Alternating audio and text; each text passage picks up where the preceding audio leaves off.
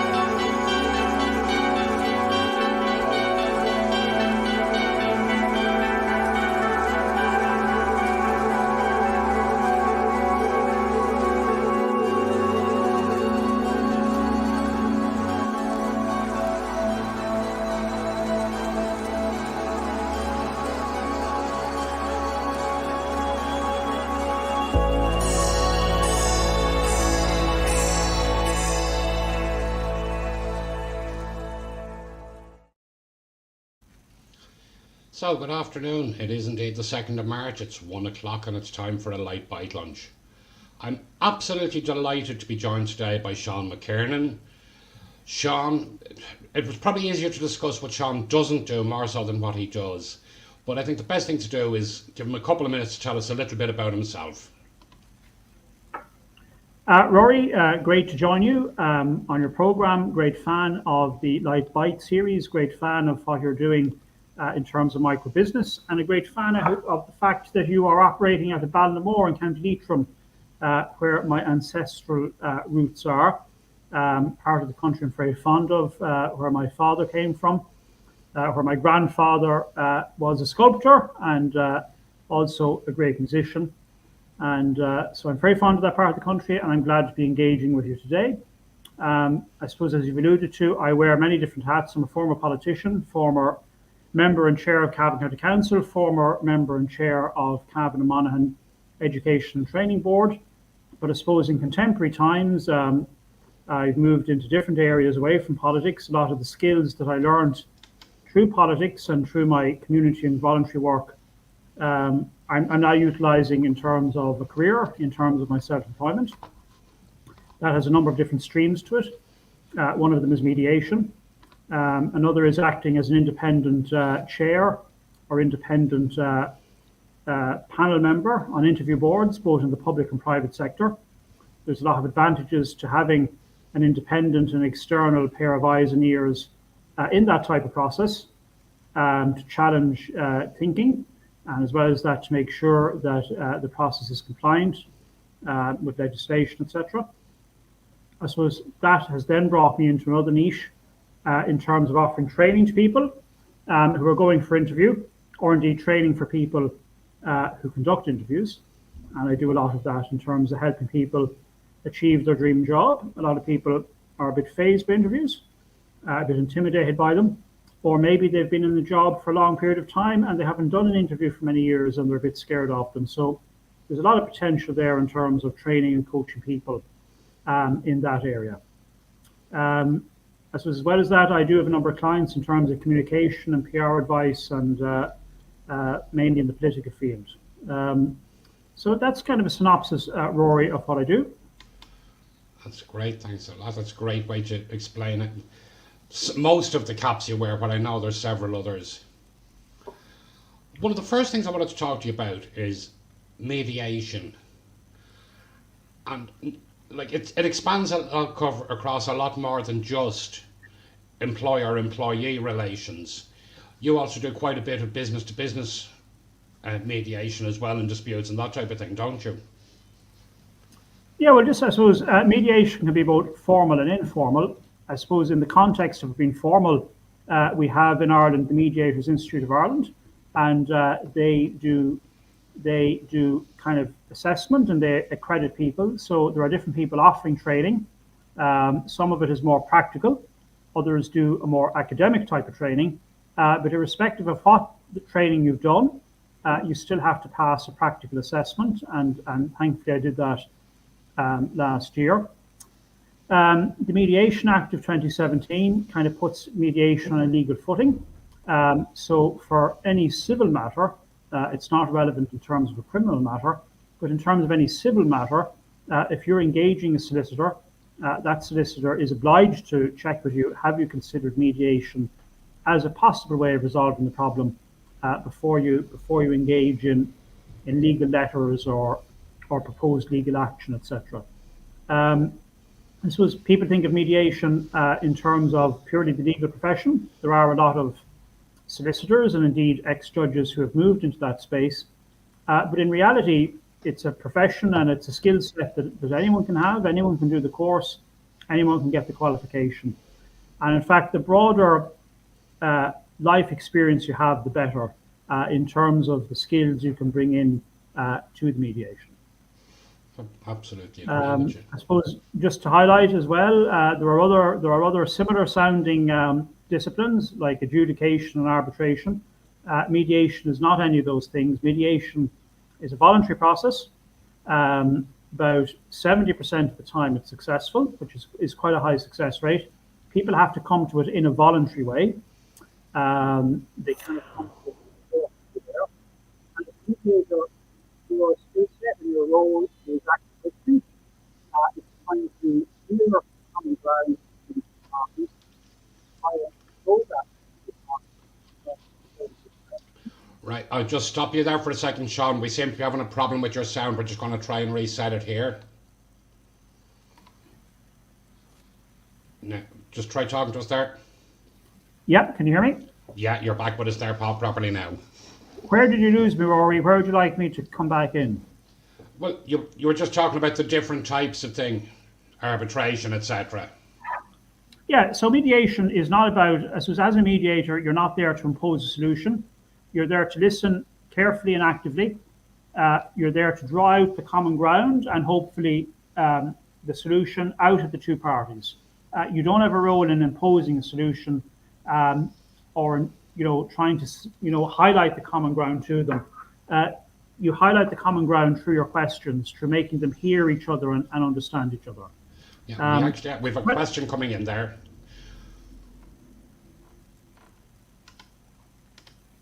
Monique is wondering, are there no formal prerequisites? No, there is. I mean, you have to undergo a training course and you have to undergo an assessment. And the main body for doing that in Ireland is the Mediators Institute of Ireland. Okay. But I suppose it's not the sole preserve of legal practitioners. And in fact, if people have a broader range of life experience, I think that makes them better mediators. Yeah. Because sometimes people with a legal background bring too much formality into the process when really it's about active listening and empathy. Well, again, I think if you use the legal practice, they can bring a lot of jargon into it, which can be off-putting to people because they're not sure what you're talking about. Correct. And I mean, it's about finding a non-legal way, a more cost-effective way. Mediation can be, a fraction of what a legal action might be. And as you've highlighted already, Rory, there's a lot of different settings. Obviously, in employment law, it's a biggie in terms of making sure employee relations are correct. It can be important in terms of businesses.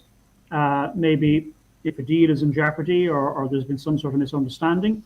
It's important in a community setting. Particularly a lot of people who work with our local authorities have this training in terms of dealing with council tenants. It can be important in terms of elder mediation, in terms of maybe a family group not sure how to look after someone who's getting on in years and who shares responsibilities, etc. And obviously then in terms of separating couples. Again, a lot, you can do a lot there in terms of ensuring, to try and keep it out of court as much as possible. If you can come to a reasonable solution that then can be presented to a court, again, you're talking about a significant saving of money, a significant saving of emotion as well, because these things can get quite deep and quite bitter. So Monique is asking there. She means, do you actually need a higher education qualification?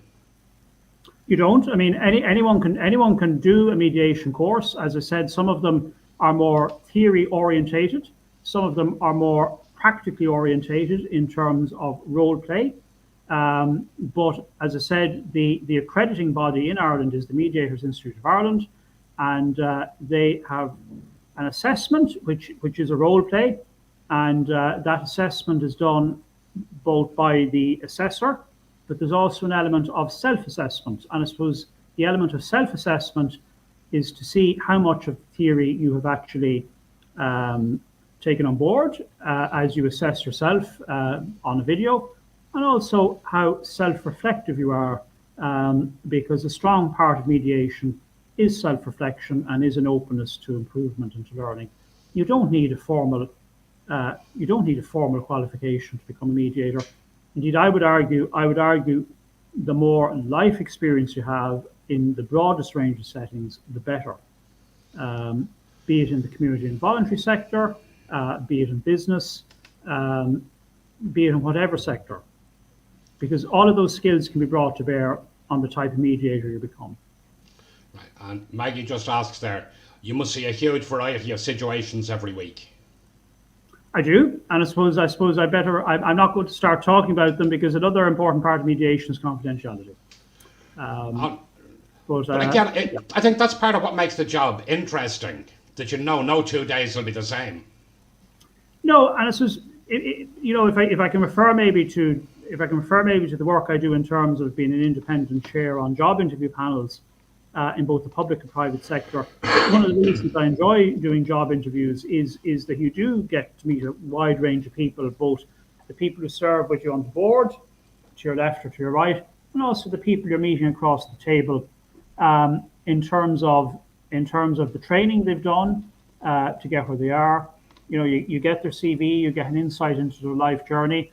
Some people take longer, less conventional routes to get where they are, but it doesn't stop them achieving their dreams. You get a great sense of what motivates people, what drives people in particular professions, in particular jobs, and all of that is very exciting too. And you might get an insight as well, although obviously as an interviewer you don't inquire about these things, but sometimes people volunteer things to do with their private life, issues to do with commuting, the pressure of that. That's why they want to move jobs, etc. All of that is very interesting, and it keeps me going. And on the side of it, when it comes talking about interviews, are you seeing a lot more people are looking for the work from home? It's certainly something people inquire about. It's certainly something I see different organisations, be they public or private, are having to consider more. Certainly, there is a strong desire, I think, by employers that people would be at a base, would be at their base as much as possible. But I think, in order to get talent, there is a war for talent. In certain sectors of the economy, there are chronic labour shortages. We're issuing far more non-EU work permits than we ever did. So in certain sectors, there's a chronic need for talent. And I think a part of achieving that talent, trying to get that talent on board, is allowing people more flexibility. But I suppose there is a reticence amongst employers for that to be every day. I suppose employers do want people at the base as much as possible. As much as possible, absolutely. Before we continue, I just need to make mention.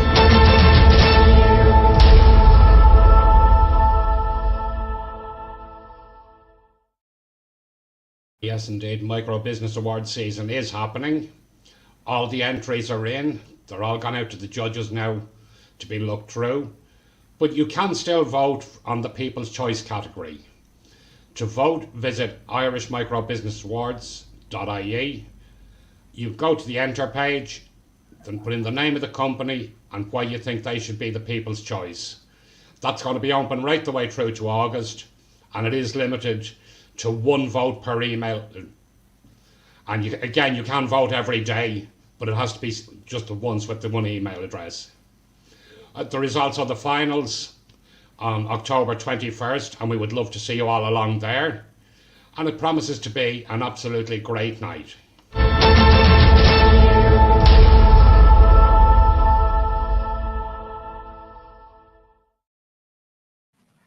break out of the way, Seán. I smiled there, Rory. You talked about voting, and I just want to give a shout out to NUIG Students' Union. I'm here in their offices at the moment, and at the last minute, I was asked would I be returning officer for their Students' Union elections today and tomorrow.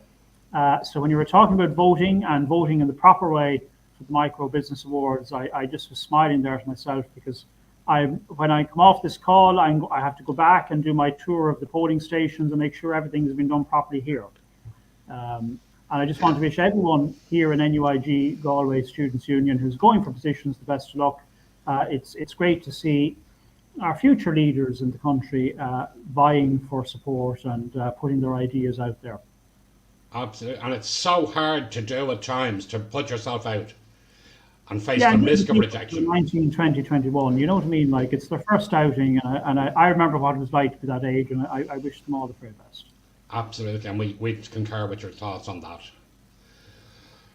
So I know you have an interest in politics, and I'm sure you've been watching the Windsor Agreement closely. Yeah, I was active in politics. I was also vice chair of the Fine Gael National Executive. I'm doing increasingly a lot of political commentary on various local media, and therefore I've stepped back from active political involvement. But politics is something I watch very closely, and I suppose it is very satisfying to see that there might be a conclusion to the impasse in the north regarding Brexit and regarding the protocol. And I think whilst it's very distressing to see the political uncertainty and instability in Britain with 3 prime ministers this year, I think the departure of Boris Johnson and subsequently the departure of Liz Truss has opened up the opportunity. Rishi Sunak is a serious politician. He's a grown-up politician. He's also a details man. I think that very much appeals then to the European Commission, because the European Commission are grown-up politicians and they're details people. And the mood music has improved, and I think apart from the detail of the agreement, that is something that's very palpable. The mood music has improved considerably, and the visit of the Commission President to Windsor, including meeting His Majesty King Charles III, all speaks very positively. I suppose it really is in the DUP's hands now, but I mean, with so many of the players, including the more conservative elements of the Conservative Party, they seem to be coming on board. It really is putting it up to the DUP now to come on board as well. My only concern with that is the fact that they've more or less given DUP a free pass to take as long as they want to come back with a response. I mean, how realistic is that? I think there's no harm in that. There's no harm in that. I mean, it's putting it up to them. Now, they don't mind being, by virtue of the traditions of their party and the traditions of their religion as well, the Free Presbyterian Church is very dominant in that party. They don't mind being out on their own. They don't mind being isolated. But I think it's putting it up to them to have a very serious consideration about what's happened, to bear in mind the big journey that a lot of people have gone on to try and understand them. And if there are elements that could yet be ironed out, let them come forward with them, but let them be the last elements that they bring forward to iron out. So I don't think it's unreasonable to give them that time. They don't like being forced into corners and rushed into things. And I think it's very instructive, although he's a different political tradition to me. I always find Bertie Ahern's views on this very interesting, and he has a very good insight into the unionist mentality, and they don't like to be rushed into things, and they don't like to be taken for granted. I think that's one thing that was actually very evident over the years. Bertie Ahern just seemed to have this way about him that they were happy to engage, irrespective of whether they were going to agree. They were happy to engage with him. And I mean, is it a case, is that what the government now needs to do, is try and get Bertie back involved? He seems to be involved a little bit behind the scenes. I think he's a character who has never really switched off. I mean, I think he's someone who does, there's a lot of friendships in the north. He networks extensively on these issues, both in the north and across the European Union. Someone, no more than John Bruton, working independently, concluded not to draw on the advice of the whether or not they have a public role. Right, Sean, we're just losing you there a little bit again. We'll just try and reconnect you. Now we'll try your sound again there. Okay, can you hear me now? Yeah, perfect. No, I think, Rory, that any of these individuals, be it Bertie Ahern, be it John Bruton, be it Enda Kenny, they all have something to contribute. They have a rich stock of experience and advice and have contacts to draw upon. But I think their role is generally one behind the scenes. It's a private one. It's up to the politicians of the modern era who have a mandate to do the business.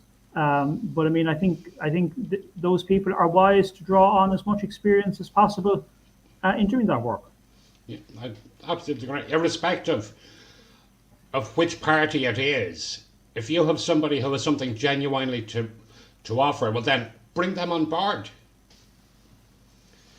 And I think, like Susan, I referenced John Bruton there because, well, firstly, he's a good friend of mine, but secondly, along with Bertie Ahern, on a number of occasions, he's addressed committees of the House of Commons and the House of Lords on this Brexit issue over the last number of years. These people do have something to contribute, but as I say, it's something that politics has to be practiced by the modern politicians who have the mandate. Yeah, absolutely. And who are democratically selected at the end of the day. Yeah. Now, one of the questions, Sean, that every guest comes on this show is asked is, what's your perfect Lite Bite lunch? Rory, I'm a bit old-fashioned. I tend to have my dinner. I tend to rise relatively early, so by about 12:30, 1 o'clock, I actually need my dinner. So I'm not much of a Lite Bite man. My Lite Bite tends to be. Right, and what would you go for when you're going for something at lunchtime? Usually, probably chicken and rice is my favorite meal. Brown rice, probably. I'm someone who's struggled with my weight over the years, so I do try to be conscious about what I'm eating. That's total. You'd never guess it to look at me, but I love my food too.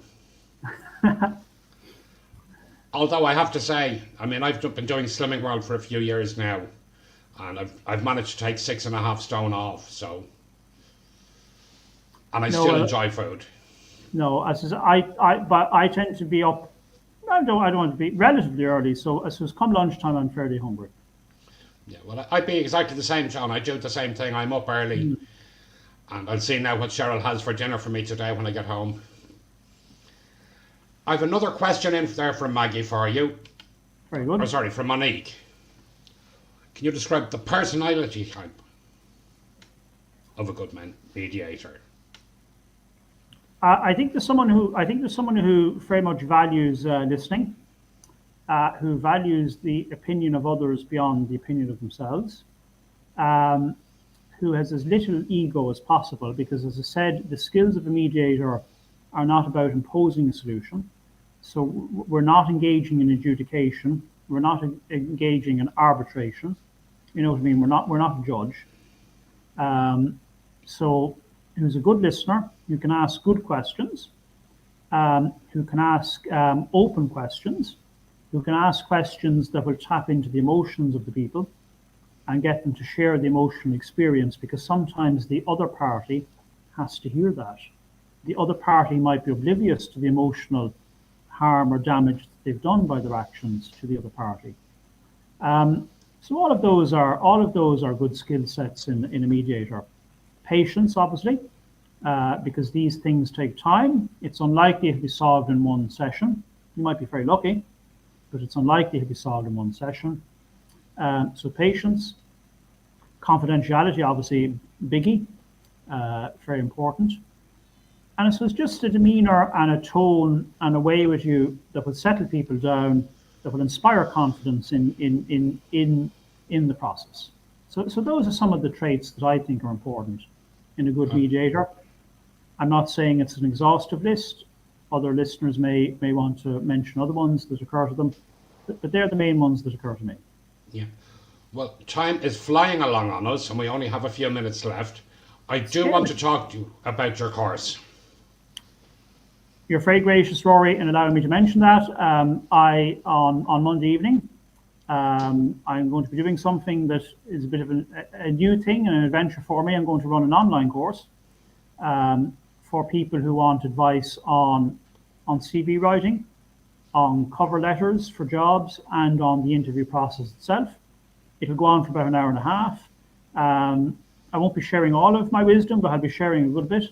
There is a cost involved. It's €39, but I think people are going to get very good value for that, and I'm looking forward to it. Look, it's an experiment. People have urged me to do this over the years, and particularly in recent months, that I should run some sort of a course online.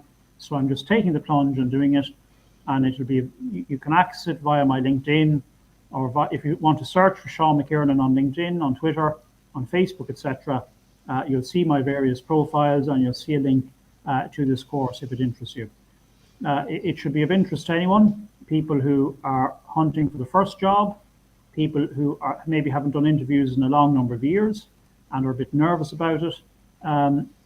It'll be pitched to a broad audience, and I hope people will get something out of it. I think it's important to say equally to people conducting interviews, it'll be very useful. It can be, and I suppose one thing I said this to you off air, Rory, I'll say it again. Since I've begun to train candidates for interview techniques, I've actually found it's made me a better interviewer, because I'm more conscious of what I'm listening to. I'm more conscious of the person on the other side of the table, and I found it has actually made me a better interviewer as well, doing training with interview candidates. So I think the people who maybe do sit in interview panels may get something out of it, even if it's not intended for them or targeted at them. They may actually get something out of it as well. Yeah, absolutely. So tell me, Seán, with as busy a lifestyle as you have, how do you relax? Not enough, Rory, I think is the first thing. I think those who give advice usually tend to be very bad at it themselves, which is why they're able to dish out advice. I suppose, look, ideally, I enjoy walking, and I find if I get a good hour's walk in, most days they're more productive and more peaceful days. Now, that's the dream. It doesn't always happen, but I enjoy walking.